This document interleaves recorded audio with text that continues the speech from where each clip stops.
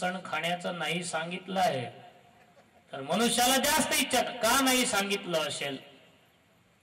खाऊन तर पाहू कसं लागतं. नाही का नाही सांगा. ज्या गोष्टीचा निषेध असला ते गोष्ट मनुष्याला जास्त तालावेली होते. कोणी जर आपल्याला सांगितलं की मंडपाच्या बाहेर जायचं नाही, तर मनुष्याला असा विचार का नाही सांगितलं असेल? जाऊन एक वेळ जाऊन येईल की का नाही सांगितलं.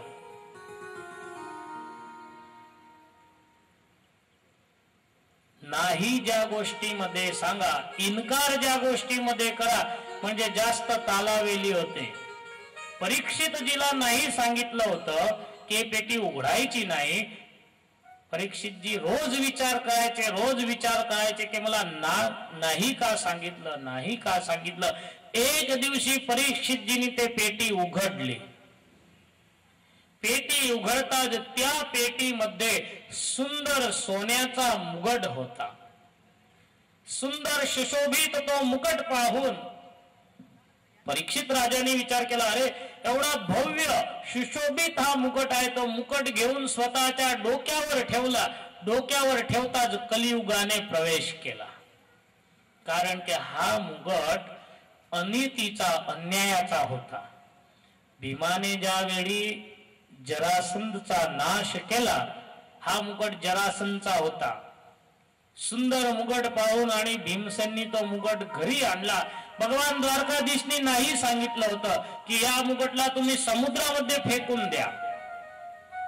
भीमाने ऐकलं नाही. भगवान द्वारकाधीशने सांगितलं की हा मुकुट अनितीचा आहे, अन्याचा आहे. तुमची बुद्धी भ्रष्ट होईल. तुमची नाही तर तुमच्या परिवारामध्ये कोणाची बुद्धी हा भ्रष्ट करेल. अनिती अन्यायाचं द्रव्य होतं. मुकुट डोक्यावर ठेवताच परीक्षितजीची बुद्धी भ्रष्ट झाली. बुद्धी भ्रष्ट होताच परीक्षितजीला विचार झाला मृगया करण्याचा. मृगया करण्यासाठी वनामध्ये गेले.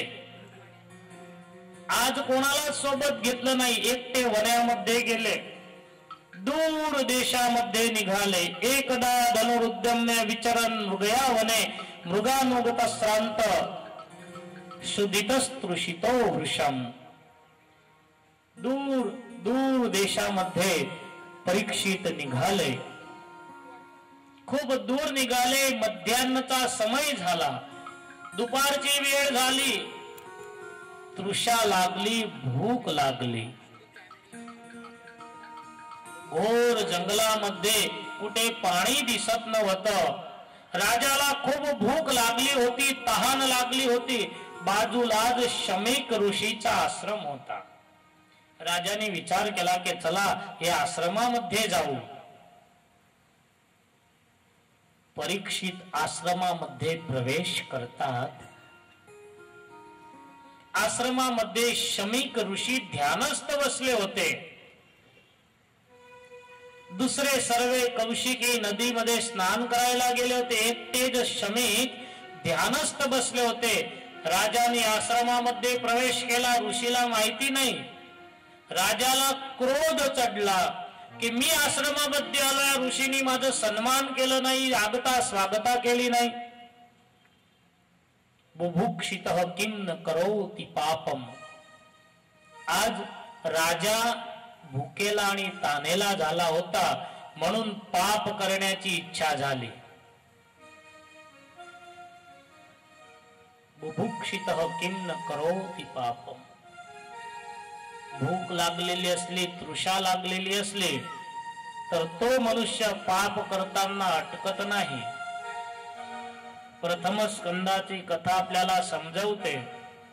गाडी घेऊन कुठे बाहेर जर जा तर ड्रायव्हरला जर भूक लागली असली तर आधी त्याला भोजन करून द्या.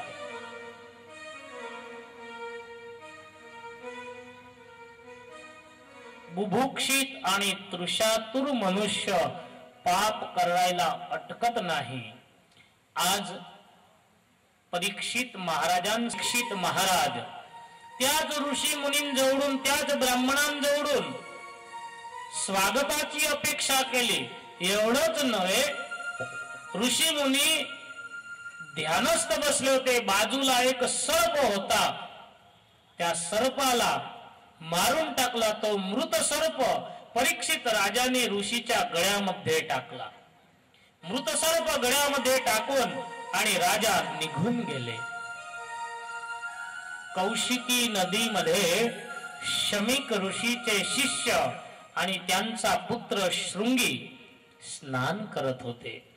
शृंगीला कोणी सांगितलं की कोणी राजा आपल्या आश्रमामध्ये आला आणि पिताच्या गळ्यामध्ये मृतसर्प टाकला.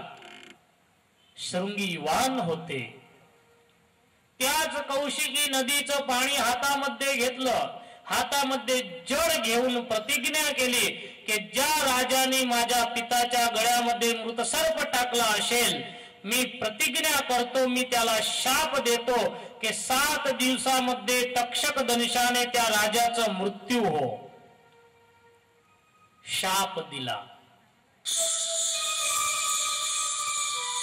शमीक आश्रमामध्ये आले. शृंगी ऋषीला सर्व माहिती. शृंगी ऋषी आश्रमामध्ये आले. शमीक ऋषीला माहिती पडलं. शमीक ऋषी शृंगीला म्हणतात की बेटे, राजाने माझ्या गळ्यामध्ये मृतसर्प टाकला. राजा तर क्षत्रिय आहे, पण आपण ब्राह्मण आहे. ब्राह्मणांनी क्रोध केला जात नाही. तुम्ही क्रोध का केला? तू शाप दिला, तो शाप आता मिथ्या होणार नाही. पण एक काम कर, राजाला सावधान करून दे. तू राजाला सावधान करून दे. आणि ऋषी पुत्रला शृंगीला पश्चाताप होऊ लागला की शाप देण्यासाठी मी थोडी घाई करून टाकली. पश्चाताप झाला. इकडे राज्यामध्ये येऊन मुगट खाली उतरवला. खाली ठेवताच राजाला पण पश्चाताप झाला की मी एक ऋषीच्या गळ्यामध्ये सर्प टाकला. दोघांना पश्चाताप झाला. म्हणून शाप राहिला नाही, शाप आशीर्वाद झाला.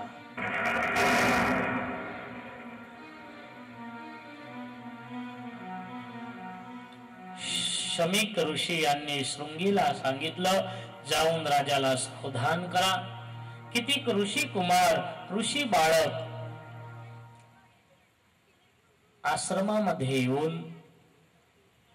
आश्रमामधून राज्यामध्ये येऊन परीक्षितजीला सावधान केलं की 7व्या दिवशी तक्षक दंशाने तुमचा मृत्यू होणार. महाराजा परीक्षितला आनंद झाला. शाप झाला तरी त्यांना आनंद झाला की मी पापी आहे, मी अधम आहे, मी पाप केलेला आहे, त्याचं फळ मला मिळायलाच पाहिजे. ऋषी मुनींना हात जोडून सांगितलं, मला शाप नाही, मला आशीर्वाद मिळाला है. जाओ, ऋषि को मेरे तरफ से वंदन बोलना, प्रणाम करना. मला दुःख नाही, मी जे पाप केला आहे त्याचा बदला मला मिळाला आहे. आपल्या जीवनामध्ये आणि परीक्षितच्या जीवनामध्ये एवढा फरक होता. परीक्षितने जाहिरात केली की मी पापी आहे, मी अधम आहे. ऋषी मुनींना बोलवून, संतांना बोलवून जन्मेजयला राज्य दिलं. गंगाच्या किनारी येऊन अनशन व्रत घेतलं. जोपर्यंत मला भगवान मिळणार नाही, भगवंताचं दर्शन होणार नाही, तोपर्यंत अन्न जळाचा त्याग मी करेल. गंगाच्या किनारी अत्रि, वशिष्ठ, चवन, भरद्वाज, अरिष्ट, नेमी, भृगु, अंगिरा, पराशर, विश्वामित्र, परशुराम, मेधातीत, भरद्वाज, गौतम, पिप्पलायन, मैत्रेय, व्यास, नारद, अनेक ऋषी मुनी शिष्यांना घेऊन गंगाच्या किनारी आले. परीक्षितने हात जोडले, 7 दिवसामध्ये भगवंताचं मला दर्शन होईल असा उपाय दाखवा. मी पापी आहे, मी अधम आहे. परीक्षित राजाच्या हाताने एक भूल झाली. परीक्षितने भूल कबूल केली. आपल्या भुलांची परंपरा चालू ठेवतो पण आपण स्वीकारत नाही. आणि अज्ञानी असता त्यांच्या घाताने भूल होते असं नाही.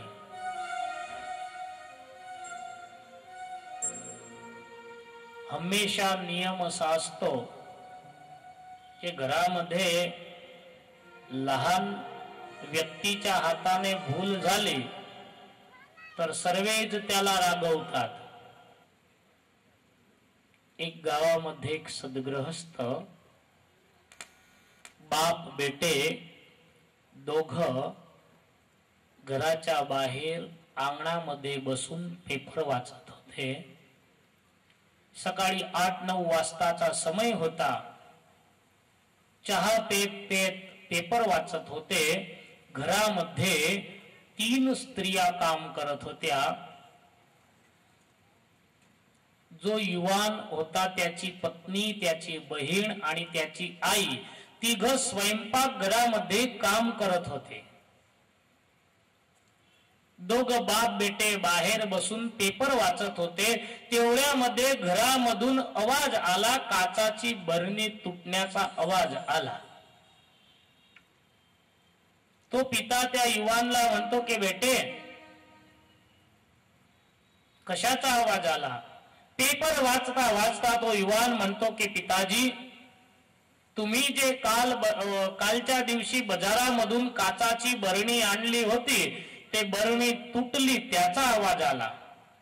बेटे जरा जाके देख किसने तोडा. पेपर वाचता वाचता तो युवान म्हणतो की पिताजी माझ्या आईच्या हाताने तुटली.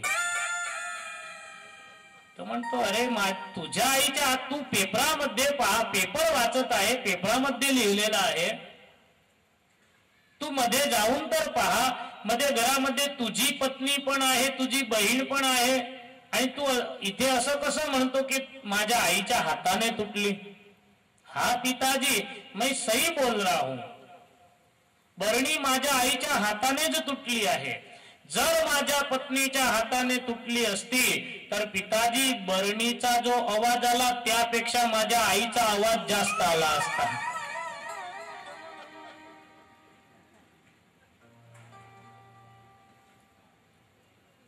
भूल झाल्यानंतर पश्चाताप करणं परीक्षितजीच्या जीवनामधून आपल्याला माहिती पडेल. परीक्षितजीच्या जीवनामध्ये एकच भूल झाली, त्यांनी पश्चाताप केला. गंगाच्या किनारी अनशन व्रत घेऊन बसले होते. ऋषी मुनींना विचारलं मी पापी आहे, मी अधम आहे. सर्व ऋषी मुनी तयार झाले, कथा करण्यासाठी तयार झाले. पण 7 दिवसामध्ये भगवंताचं दर्शन कोण करवेल? कालच्या प्रवचनामध्ये पण मी सांगितलं होतं संत आणि सर्जनहार हे काही बाजारामध्ये विकत मिळत नाही. संत और सर्जनहार या दोघांना मिळवण्यासाठी स्वतः संत व्हावं लागतं. परीक्षित शेवटी भगवंताच्या शरणी गेले. भगवंताने सुखदेवजी महाराजांना प्रेरणा दिली. सुखदेवजी महाराज गंगाच्या किनारी आले. सभामध्ये सुखदेवजी महाराजांचं स्वागत झालं. परीक्षितजींनी हात जोडले. अलक्षलिंगो निजलावतुष्टो वृत्तस्य वालय अवधूत वेश. 16 वर्षाचं वय होतं. दिगंबर वेश होता. ब्रह्मलीन होते. देहाचं भान होतं. राजाने साष्टांग प्रणाम केला. गुरुदेव मी पापी आहे, मी अधम आहे, माझा उद्धार करा, माझा उद्धार करा. मी काय करावं, कोणाच्या शरणी जावं? हात जोडून आणि परीक्षित महाराज सुखदेवजी महाराजांच्या शरणी गेले. भगवंताच्या शरणी गेले की शेवटची अवस्था माझी आहे. मृत्यू जवळ येताच प्रेमानंद स्वामी यांनी तुम बिना प्रभु मेरे और न कोई. परीक्षित महाराज भगवंताच्या शरणी गेले. समोर सुखदेवजी बसले आहे. मृत्यू जवळ येताच मनुष्याने काय करावं ते परीक्षित आपल्याला शिकवतात.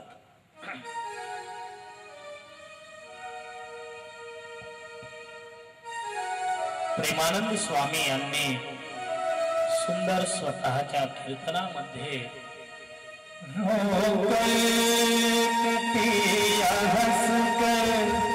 कटती है जिंदगानी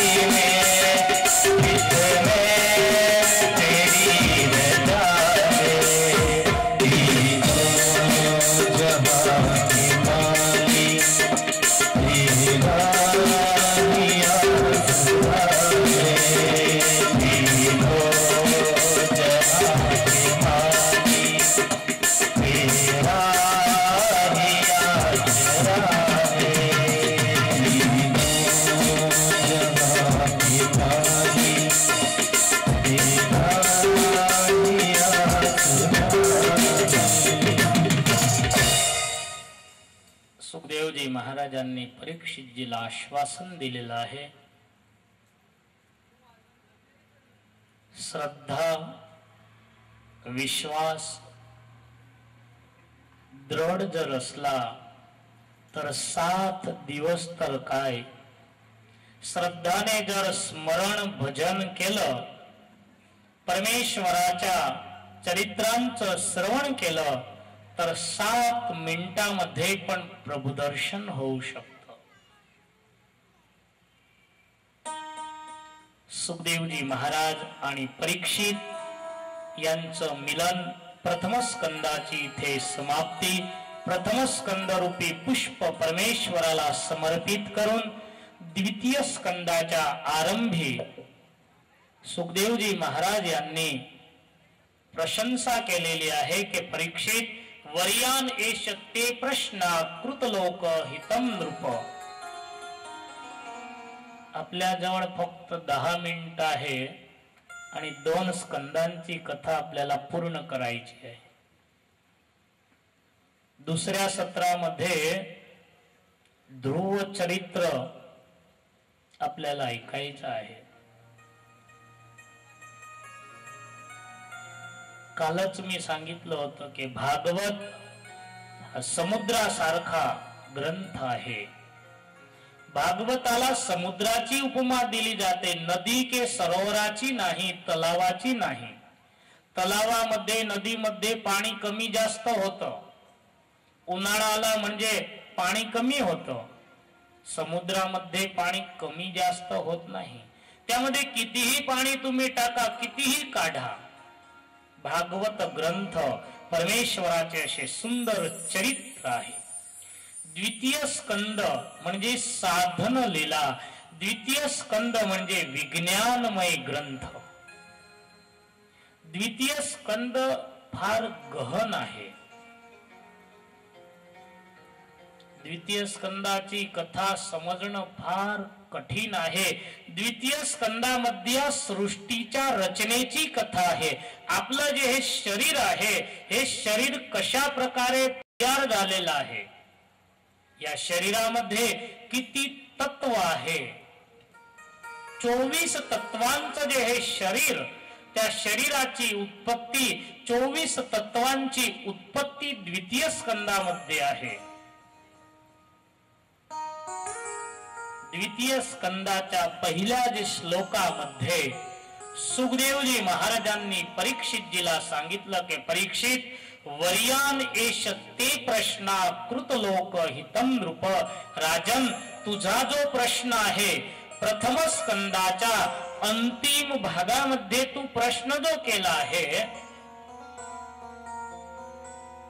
की मनुष्याचं मृत्यू समोर दिसत असलं त्याने काय करावं, हा प्रश्न फक्त तुझ्यासाठी नाही, तू सर्व समाजासाठी हा प्रश्न केलेला आहे.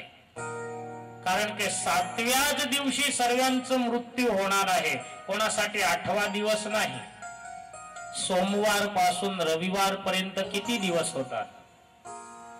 7च दिवस आहे. त्या 7 दिवसांमध्ये आपला एक दिवस निश्चित आहे, नक्की आहे. 7व्याच दिवशी आपलं सर्वांचं मृत्यू सोमवार पासून रविवार पर्यंत एक दिवशी नक्की केलेला आहे. आपल्यासाठी 8वा दिवस नाही. राजन, वर्यान एष ते प्रश्ना, तो उत्तम प्रश्न केलेला आहे. राजन, एक गोष्ट तू ऐकून घे. भगवंताला जर मिळवायचं असलं तर भूतकाळ को भूल जा. भूतकाळ को भूल जा. भविष्य का विचार मत कर, केवल वर्तमान का विचार कर. भूतकाळाला विचार केल्याने मनुष्य दुखी होतो. भविष्याला विचार केल्याने चिंतित होतो. म्हणून फक्त वर्तमान काळाला सुधारण्याचा तू प्रयत्न कर. हमेशा जीवनामध्ये भूतकाळाला तुम्ही याद करा तर दुःख होतं. भविष्याला विचार करा भविष्याचा तर चिंता वाढते. म्हणून राजन, फक्त वर्तमान काळाला सुधारण्याचा तू प्रयास कर. राजन, तुझ्या प्रश्नाचं उत्तर देण्यासाठी तुला मी सृष्टीच्या रचनेची कथा सांगतो.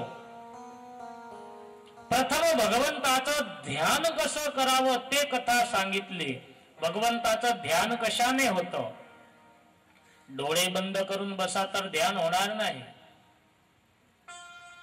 भगवंताचं ध्यान करणं फार कठीण आहे. त्यासाठी अष्टांग योगची कथा दाखवलं. यम, नियम, आसन, प्राणायाम, प्रत्याहार, ध्यान, धारणा आणि समाधी. 8 अंग ज्याला सिद्ध होतात तो समाधीमध्ये जाऊ शकतो. आपल्यासाठी तर भगवान स्वामीनारायण यांनी वचनामृतामध्ये श्रेष्ठ उपाय सांगितला. डोळे बंद केल्यानंतर जर भगवंताची मूर्ती दिसत नसली तर डोळे उघडे ठेवून आणि मूर्तीच्या समोर दृष्टी करून आणि प्रभू नामस्मरण करावं. उच्च स्वराने नामस्मरण करावं, डोळे उघडे ठेवून आणि मूर्तीचं ध्यान करावं. अष्टांग योग सिद्ध केल्याने समाधी होऊ शकते, ते कथा सांगून या सृष्टीची रचना सांगितली. भगवंताला अनेक स्वरूप धारण्याचा विचार आला. विराट नारायण, नारायणाच्या नाभीमधून ब्रह्मा झाले. विराट नारायणाचं शरीर 24 तत्वांनी झालं. सत्व, रज आणि तम या 3 गुणांपासून, सत्व, रज आणि तम या 3 गुणांपासून 24 तत्वांची उत्पत्ती झाली. पंच महाभूत, पंच तन्मात्रा, पृथ्वी, जळ, तेज, वायू, आकाश आणि पंच तन्मात्रा शब्द, स्पर्श, रूप, रस आणि गंध. त्यानंतर पंच कर्मेंद्रिय आणि पंच ज्ञानेंद्रिय 20 तत्व झाले. 20 तत्वांवर एक प्रधान मंडळाची रचना केली. त्याला आपण अंतःकरण म्हणतो. मन, बुद्धी, चित्त आणि अहंकार 24 तत्व, 24 तत्वांचा आपला देह झालेला आहे. माताच्या उदरामध्ये 24 तत्वांचा देह झाल्यानंतर 25वा तत्व जीव तत्व 7व्या महिनी जीव त्यामध्ये प्रवेश करतो. विराट नारायणाच्या नाभीमधून कमळ, कमळापासून ब्रह्मा, ब्रह्मापासून मरीच्यादिक ऋषी झाले. द्वितीय स्कंद म्हणजे विज्ञानमय स्कंद. द्वितीय स्कंदाची दिव्य कथा सुखदेवजी महाराजांनी परीक्षितजीला सांगितली. द्वितीय स्कंद रूपी पुष्प परमेश्वराला समर्पित करून आणि तृतीय स्कंदामध्ये 2 मुख्य कथा आहे. एक भगवान वराह नारायण आणि दुसरी कथा भगवान कपिल नारायणची. द्वितीय स्कंदामध्ये पृथ्वी पाण्यामध्ये, समुद्रामध्ये हिरण्याक्ष नावाचा दैत्य घेऊन गेला होता. पृथ्वीची मुक्ती करण्यासाठी ब्रह्माजीच्या नासिकामधून भगवान वराह नारायण प्रकट झाले. हिरण्याक्षचा वध करून पृथ्वीला मुक्ती दिली. पूर्व मीमांसामध्ये भगवान वराह नारायणची कथा आली आणि तृतीय स्कंदाच्या अंतिम अध्यायांमध्ये कर्दम देवहूती पासून भगवान कपिल नारायणाची कथा सांगून तृतीय स्कंदला आपण पूर्ण केला. तृतीय स्कंद रूपी पुष्प भगवंताला समर्पित करून सुंदर चतुर्थ स्कंदाची कथा शास्त्रीजींनी काल सांगितलं होतं ना की 15-20 मिनिटाची ब्रेक इथे सर्वांना द्यायची आहे. 2 तास बसले, 2.5 तास बसले म्हणजे सर्व थकून गेले असाल. पण सर्वांना माझी विनंती आहे, हे ब्रेक या मंडपामध्येच आहे. मंडपाच्या बाहेर जाऊन पहा किती ताप आहे. मंडपाच्या बाहेर जासाल तर ऊन लागेल आणि मंडप सोडून जर घरी जासाल तर घरी त्रिविध ताप आहे. या मंडपामध्ये शांती आहे, शीतलता आहे. प्रभू चरित्रांसारखी शीतलता, शांतता दुनियामध्ये कुठेच नाही. चतुर्थ स्कंदामध्ये सुंदर ध्रुव चरित्राची कथा पूज्य शास्त्रीजींच्या मुखापासून शास्त्री सरजूदासजी चतुर्थ स्कंदाची कथा आपल्याला बरोबर 20 मिनिटाची ब्रेक. 20 मिनिटानंतर सुंदर चरित्र आपण ऐकू. भगवंताच्या नामस्मरणासह कथेला विराम. स्वामी नारायण नारायण नारायण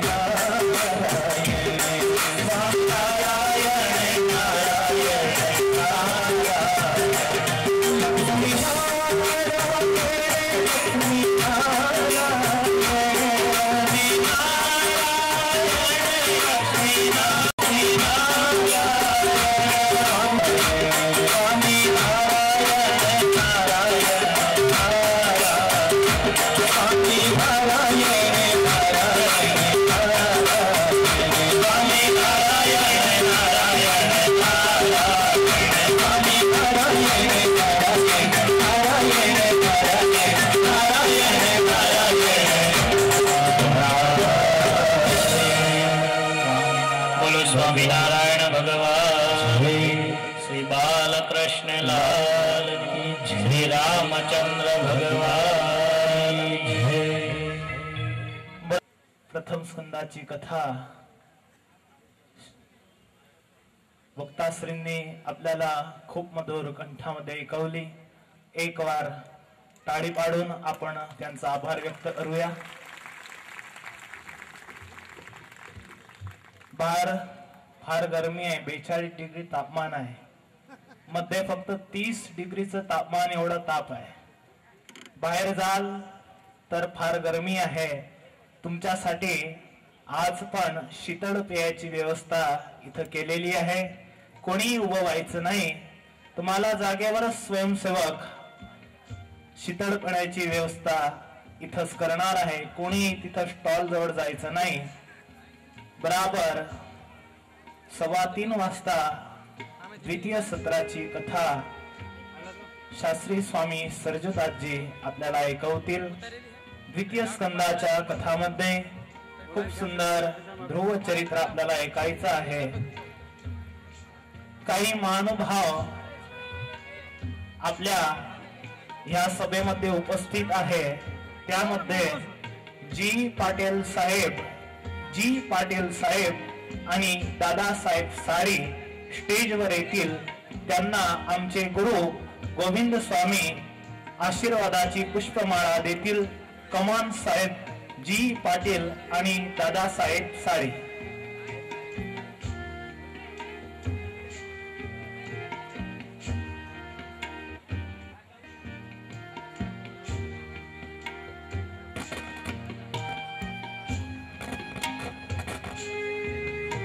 साहेब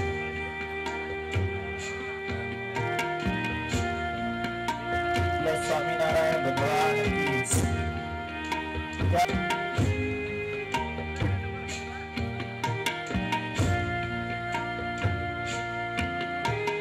बोला. स्वामीनारायण भगवान की जय. दरेक हरिभक्तांना सूचना, आपल्याजवळ 20 मिनिट शेष आहे. 20 मिनिटांमध्ये आपली जी क्रिया राहायची ती क्रिया पूर्ण करून सर्वांनी पुन्हा मंडळा घरी जाल तर ध्रुव चरित्रांपासून वंचित राहाल. म्हणून कोणी घरी जायचं नाही. भगवंताच्या कृपेने आपल्याला खूप सुंदर शीतळ पिण्याची व्यवस्था इथं केलेली आहे. पाण्याची व्यवस्था केलेली आहे.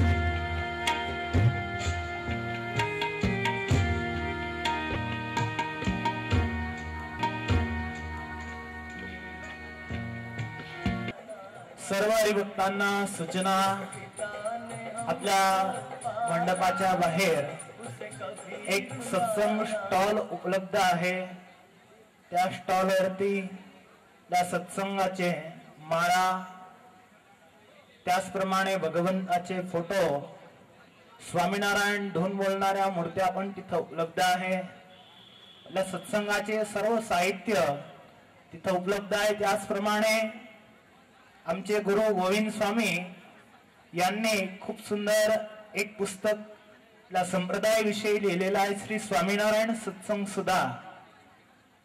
या पुस्तकामध्ये स्वामीनारायण संप्रदाय विषयी भगवान स्वामीनारायण का अवतरित झाले, त्यांनी पृथ्वीवर येऊन कसे कसे कार्य केले, त्याविषयी या स्वामीनारायण संप्रदाय विषयी संपूर्ण माहिती आमच्या गुरुजींनी त्या पुस्तकामध्ये लिहिलेली आहे. ते पुस्तक पण तिथं सत्संग स्टॉल वरती उपलब्ध आहे. त्याची किंमत फक्त 30 रुपये ठेवलेली आहे.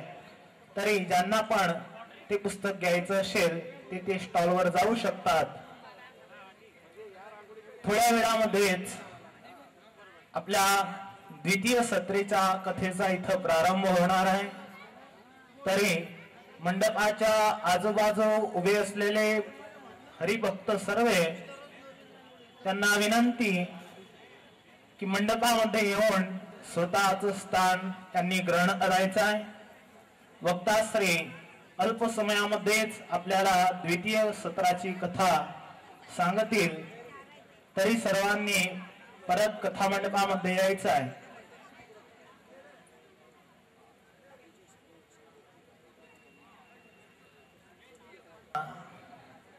या महोत्सवामध्ये देणगी द्यायची असेल, महिला विभागामध्ये मागे टेबल टाकून त्यावरती स्वयंसेवक बसलेले आहेत. त्याचप्रमाणे पुरुष विभाग मध्ये पण मागे काउंटर आहे, त्या काउंटरवर देणगी देऊ शकतात.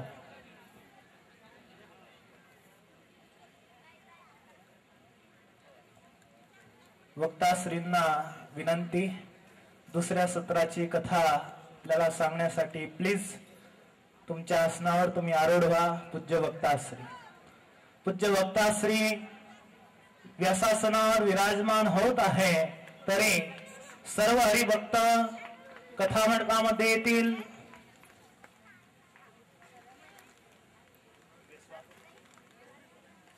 ग्रंथपूजन वक्तापूजन करण्यासाठी या कथेचे यजमान नीलकंठ महाजन व प्रमोद दादा झांबरे इथं स्टेजवर येतील. वक्ताश्रींना पुष्पमाळ घालून त्यांचं स्वागत करतील. प्रमोद शेठ आणि नीलकंठ महाजन.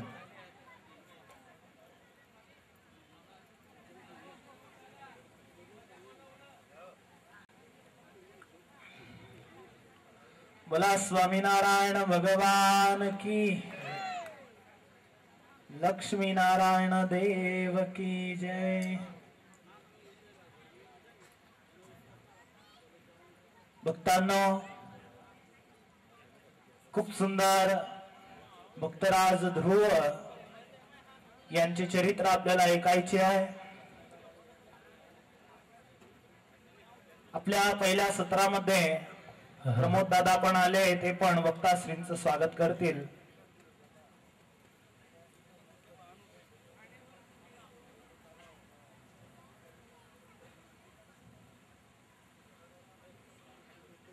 बोला स्वामीनारायण भगवान की जय.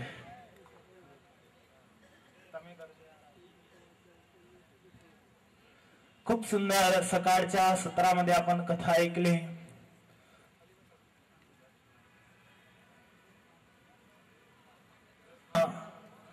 ज्यांनी आपल्याला हा योग घडवून दिला, यजमान विलास चुडामण महाजन, त्यांच्यातर्फे आपल्याला खूप सुंदर सरबत पिण्यास मिळालं. मी त्यांना विनंती करेल स्टेजवर येतील आणि पूज्य वक्ताश्री यांच्या जवळून आशीर्वादाची पुष्पमाळा ग्रहण करतील. विकास चुडामण महाजन.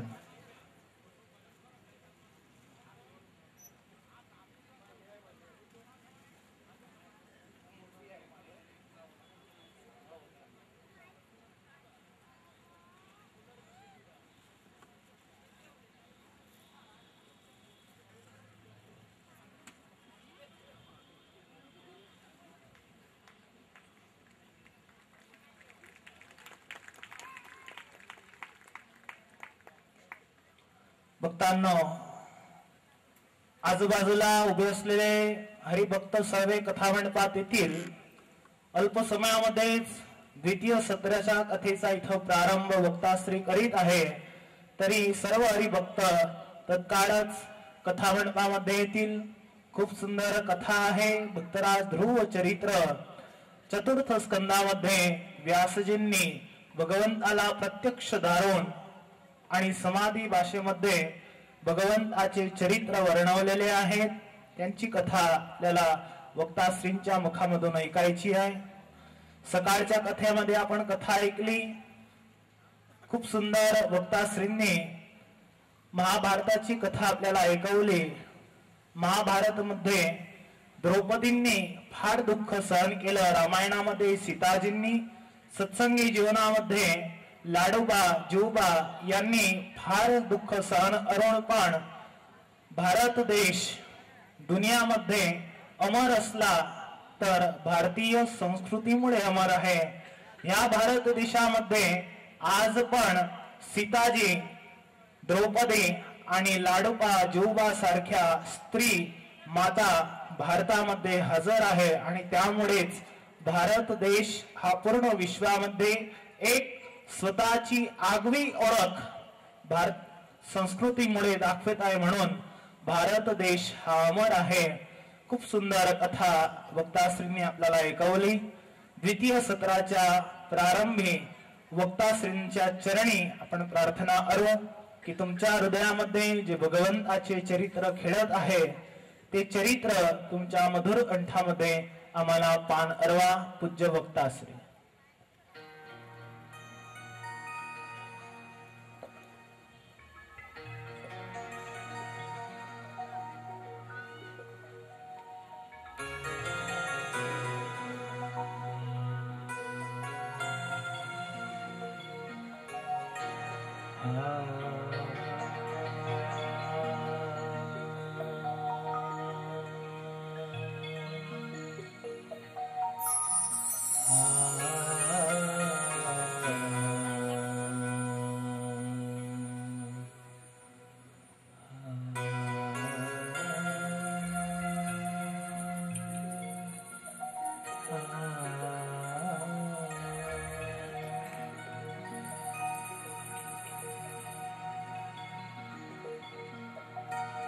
हरि ओम.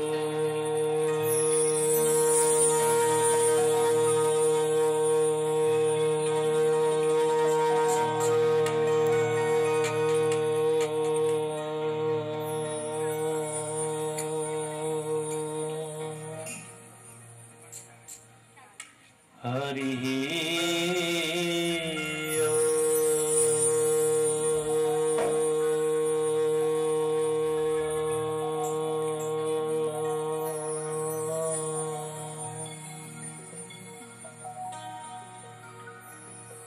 राधे श्याम श्याम श्याम राधे श्याम श्याम श्याम राधे श्याम श्याम श्याम राधे श्याम श्याम श्याम राधे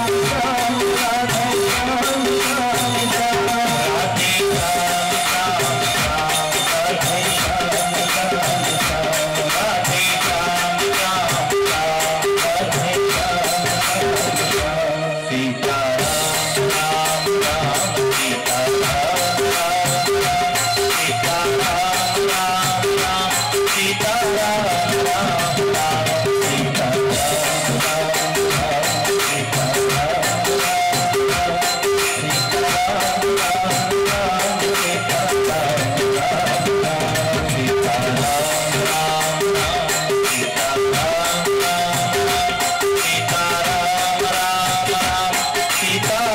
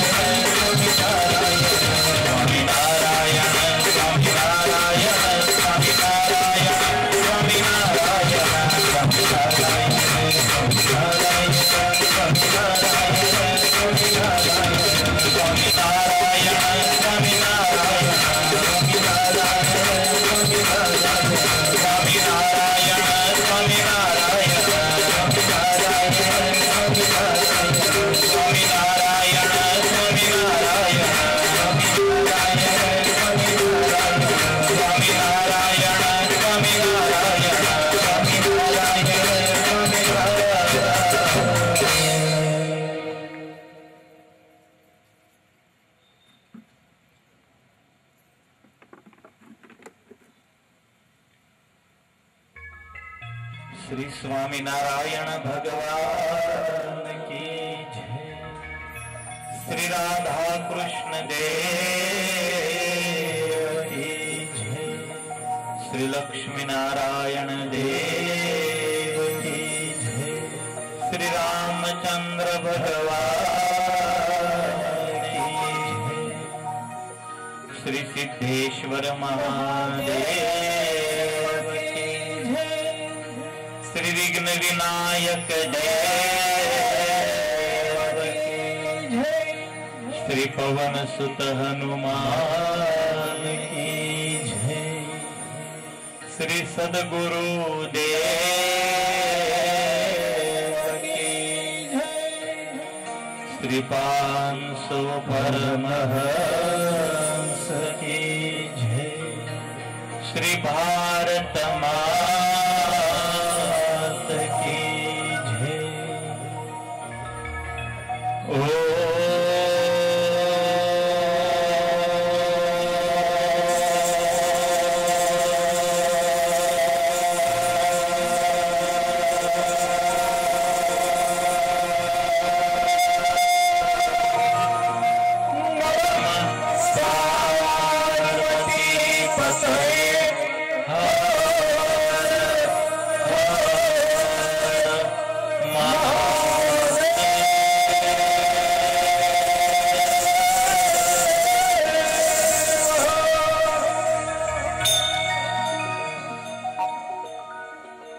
आइए हनुमंत विराजिए।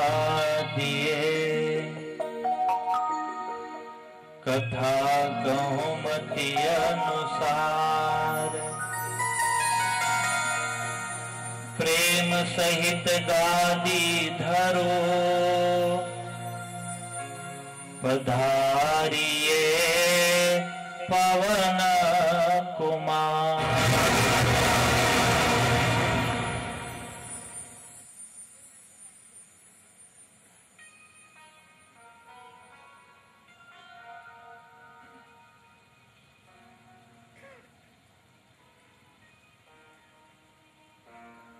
अथ चतुर्थ स्कंदः। शुक उवाच मनोस्तु शतरूपायां तिस्रकन्याश्च जग्निरे। आकुति देवहूतिश्च प्रसूतिरिति विश्रुतः।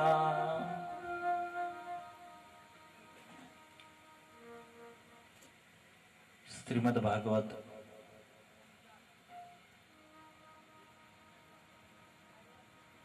चतुर्थ स्कंधामध्ये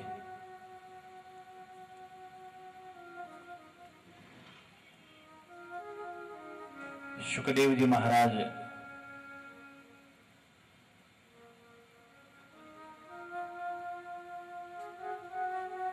मनु महाराजचा वंश विस्तार दाखवत आहे।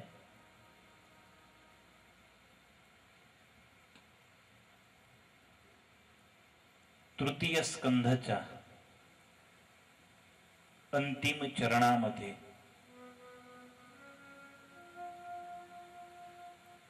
कपिल भगवानाची कथा आली।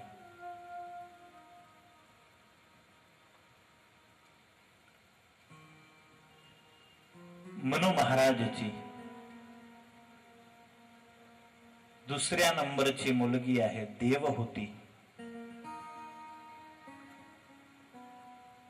देवहूतीचं लग्न झालं आहे कर्दम ऋषीशी।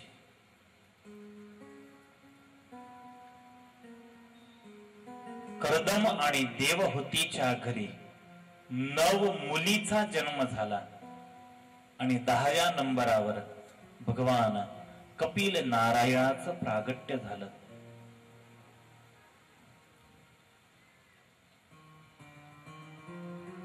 कर्दम ऋषी यांनी तपश्चर्या केली होती भगवंताला प्रसन्न करून आणि वर मागितला आहे। कर्दम हे बुद्धिशाळी होते। त्यांनी विचार केला जर काही भौतिक सुखाची मी मागणी करेल तर भगवान अवश्य देईल, पण वरदान दिल्यानंतर भगवान अदृश्य होतील. मुझे तो प्रभु को कायमी रखना है. मी असं वरदान मागतो की भगवान स्वयं माझ्या घरामध्ये येईल, असं मी वरदान मागतो. महाराज, तुमच्या सारखा ऐश्वर्यवान, प्रतापी, सद्गुणी पुत्र माझ्या घरी हो, असं मला वरदान द्या. आणि भगवान हसायला लागले आहे. वाह कर्दम वाह. देखी प्रीती सुनी बचन अमोले, देखी प्रीती सुनी बचन अमोले, देखी प्रीति सुनी बचन अमोले, देखी प्रीति सुनी बचन अमोले.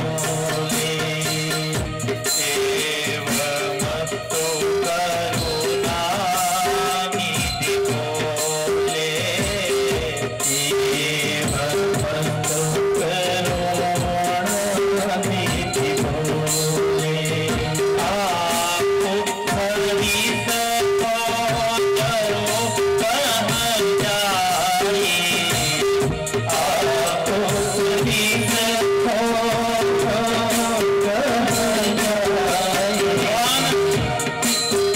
हास्य करत कर्दमला म्हणाले आहे. महाराज कर्दम, एवमस्तु एवमस्तु.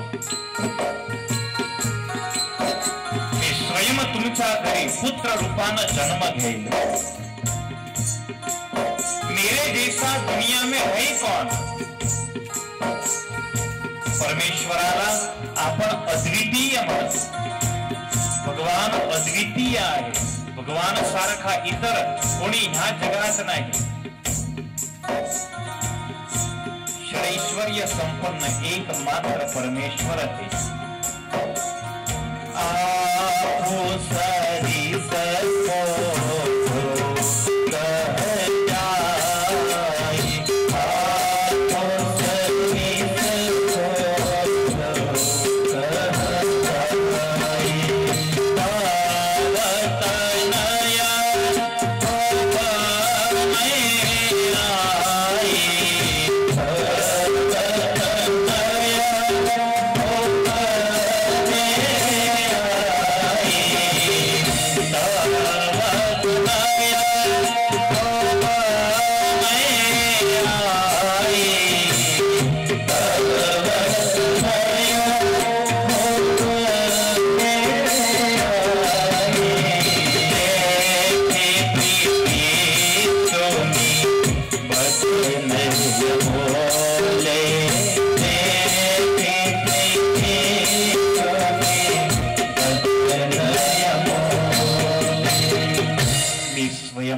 तुमच्या घरी पुत्र रूपानं जन्म घेईल. कर्दम आणि देवहूतीचं लग्न झालं. कर्दम आणि देवहूतीच्या संसारामध्ये 9 मुलीचा जन्म झाला आहे. आणि 10वी वेळा मा देवहूती गर्भवती झाल्या. स्वयं परब्रह्म मा देवहूतीच्या उदरात आला आहे. सांख्य मत प्रवर्तक, सांख्य शास्त्रचे आचार्य, प्रणेता, प्रचारक भगवान कपिलच या जगात प्रागट्य झाला है. बड़ी अद्भुत थी वो घड़ी, देवों ने दुंदुभिनाद बजाए है. आकाशामधून पुष्पवृष्टी झाली आहे. कपिल भगवानचा जय घोष झाला आहे. बोलिए श्री कपिल नारायण भगवान की जय. कर्दम ऋषी यांनी घराचा त्याग केला. मा देवहूतीला दिव्य ज्ञान दिलं कपिल भगवाननं. त्या दिव्य ज्ञानाला कपिल गीता असं म्हटलं आहे. मुक्तीचा सरळ उपाय या कपिल गीतेमध्ये कपिल भगवंतानं दाखवला आहे. मोह विवश दृढ पायो प्रसंगा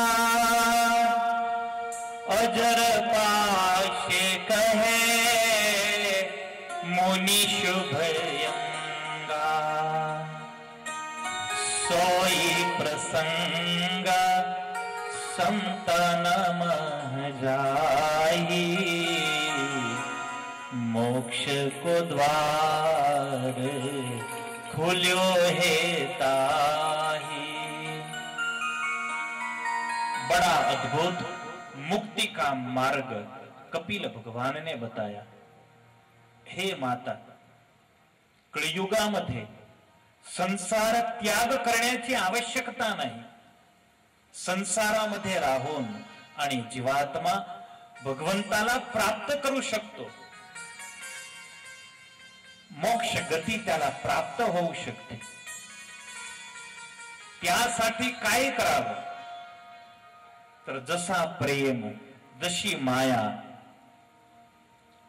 स्वतःच्या मुलाशी आहे, पत्नीशी आहे, आई वडिलांशी आहे, बस अशीच माया, असाच प्रेम भगवान आणि भगवंताच्या भक्ताची जर झाला तर त्या जीवात्म्यासाठी मोक्षाचे द्वार उघडून जातात.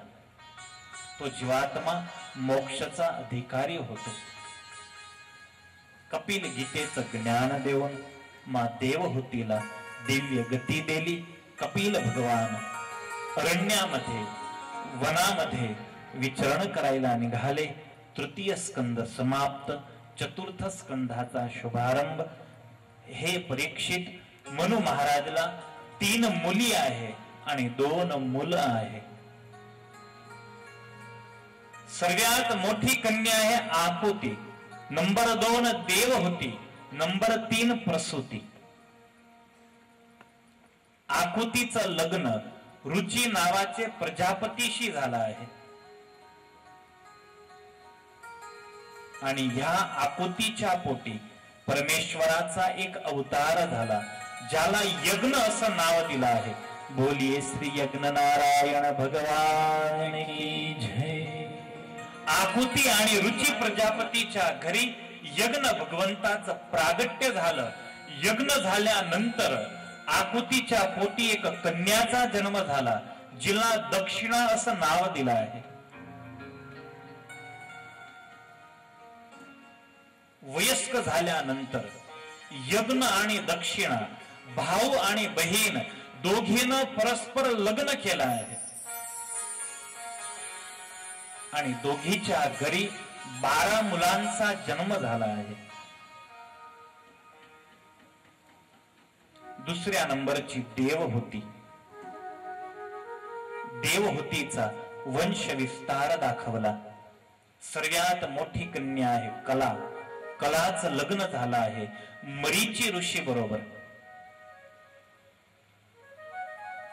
या कलाच्या पोटी 2 मुलं झाले आणि 3 मुली झाल्या आहे.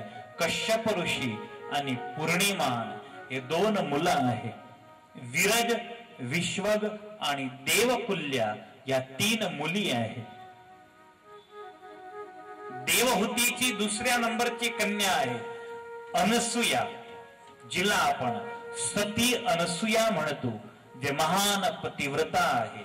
या अनसूयाचं लग्न झालं आहे अत्रि ऋषी बरोबर. अनसूयाच्या पोटी 4 मुलांचा जन्म झाला. 3 मुलांचा जन्म झाला. भगवान दत्तात्रेय, दुर्वासा ऋषी आणि चंद्रमा. तिसऱ्या नंबरची कन्या आहे श्रद्धा. श्रद्धाचं लग्न झालं आहे अंगिरा ऋषी बरोबर. श्रद्धाच्या पोटी 2 मुलं आणि 4 मुलीचा जन्म झाला. उतथ्य आणि बहुमाली हे मुलं होते. सिनेबाली कुहू, राका आणि अनुमती या 4 मुली आहेत. आहे श्रद्धा. श्रद्धाचं लग्न झालं आहे अंगिरा ऋषी बरोबर. श्रद्धाच्या पोटी 2 मुलं आणि 4 मुलीचा जन्म झाला. उतथ्य आणि बहुमाली हे मुलं होते. सिनेबाली, कुहू, राका आणि अनुमती या 4 मुली आहेत.